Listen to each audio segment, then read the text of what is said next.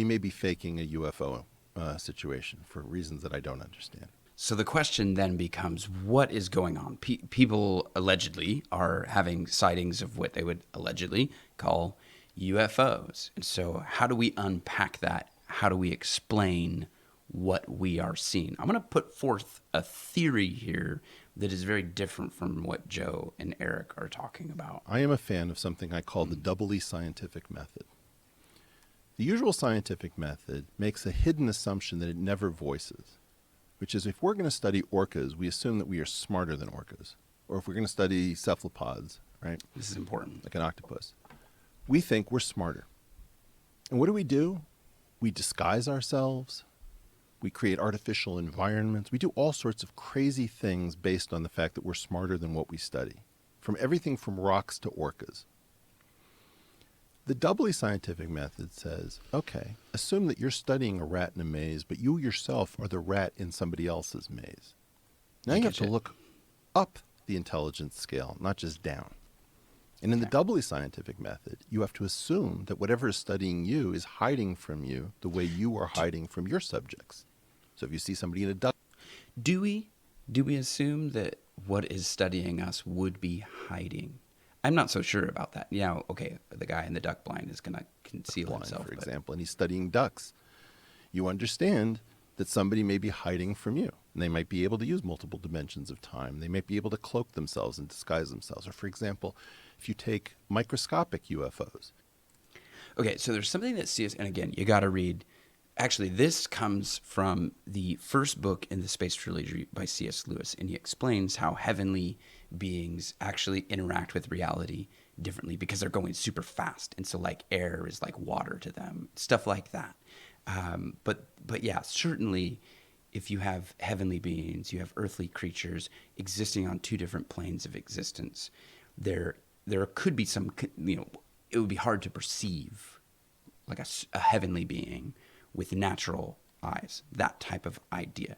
The other important thing, though, that he's saying is you have to look up the intelligence, scope. You have to look up. You assume that as a scientist, you're doing these observations, you're looking at things, and you're drawing conclusions. But we never work our way up and think, well, what put all this in place? So the explanation for what I'm seeing might be here in the natural world, and that's fine. But the explanation for what I'm seeing might be up the scale in the heavenly realm. Now, he's talking about like a scale of intelligence. I get that, but I still think he's on to something. Here's another idea, and it's maybe totally silly, so forgive me. But it's the idea that I have. Okay, so this is Harry Potter, right? He's holding a toad in a car. I'm not sure what, but it looks like Harry Potter, and this is the image that came up when I Googled, Harry Potter, drawing or whatever. I don't remember what I Googled. This is JK Rowling. And really, it should be this, right? So the author of Harry Potter lives in a realm above her character. She created the world of Harry Potter. She created a fantastic world. And the character Harry Potter does exist in that realm, in the realm of the book. So Harry is real given the parameters that the author gave him. So he's real within that world. Now, of course, yes, it's a made-up world. Okay, I get that. I haven't totally lost my mind. JK Rowling authored Harry and the world of Harry Potter. So, but she exists in our realm of reality, the realm that we share with each other. I think most of us do, at least. So how could it ever be possible for Harry to come to understand J.K. Rowling?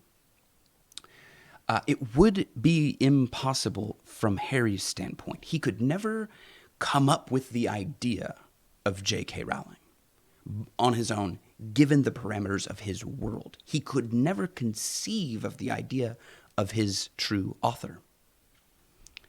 So JK Rowling would have to write herself into the story of Harry Potter. She could write herself in there. She could go to Hogwarts and she could introduce herself to her character that she created, Harry Potter.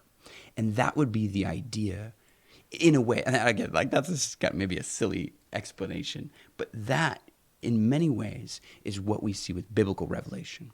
God has revealed himself to us down into this level. Eric is talking about two-way scientific method. I've sort of expounded that to the idea of biblical revelation and really that there are these different realms. And having that in your worldview is, I think, the best way to explain what we're seeing. And so I hope the Harry Potter reference was okay.